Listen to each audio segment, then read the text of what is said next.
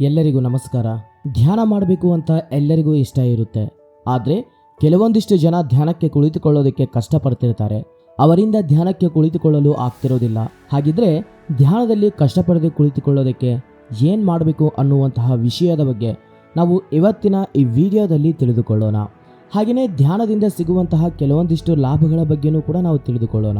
ಧ್ಯಾನ ಅನ್ನೋದು ಪ್ರತಿ ಮನುಷ್ಯನಿಗೂ ತುಂಬ ಅವಶ್ಯಕ ಹಾಗೂ ಅನಿವಾರ್ಯ.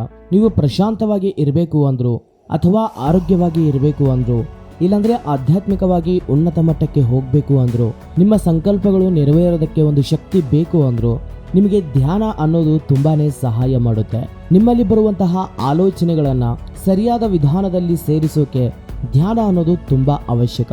ನೀವು ಅನಾರೋಗ್ಯವಾಗಿದ್ರು, ನಿಮ್ಮಲ್ಲಿ ಅಶಾಂತಿ ಇದ್ರು, ಅದಕ್ಕೆ ಕಾರಣ ನಿಮ್ಮಲ್ಲಿ ಅಧಿಕವಾಗಿ ಬರುತ್ತಿರುವಂತಹ ಆಲೋಚನೆಗಳೇ. ಇವುಗಳಿಗೆ ಮೂಲ ಕಾರಣ.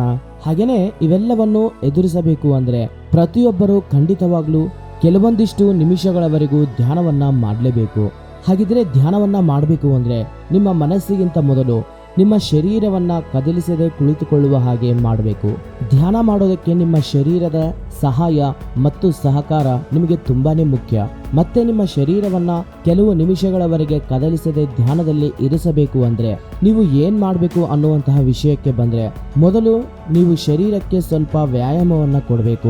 ಇಲ್ಲಾಂದ್ರೆ ವಾಕಿಂಗ್ ಆಗ್ಲಿ, ಸ್ಕಿಪ್ಪಿಂಗ್ ಆಗ್ಲಿ, ಈ ರೀತಿಯವನ್ನ ಮಾಡಬೇಕು. ಹೀಗೆ ಯಾವುದರಿಂದ ನಿಮ್ಮ ಶರೀರ ಅನ್ನೋದು ಸ್ವಲ್ಪ ಕಷ್ಟಪಡೋದನ್ನೋದು ನಡೆಯುತ್ತದೆಯೋ ನಿಮ್ಮ ಬಾಡಿ ಸ್ವಲ್ಪ ವಿಶ್ರಾಂತಿಯನ್ನ ಕೋರಿಕೊಳ್ಳುತ್ತದೆ. ಈ ವಿಶ್ರಾಂತಿಯ ಸಮಯವನ್ನೇ ನೀವು ಧ್ಯಾನ ಸಮಯವಾಗಿ ತುಂಬಾ ಸುಲಭವಾಗಿ ಬದಲಾಯಿಸಿಕೊಳ್ಳಬಹುದು. ಅದು ಹೇಗೆ ಅಂದ್ರೆ, ನಿಮ್ಮ ದೇಹ ವ್ಯಾಯಾಮದ ನಂತರ ಪೂರ್ತಿಯಾಗಿ ಸುಸ್ತಾಗಿರುತ್ತೆ.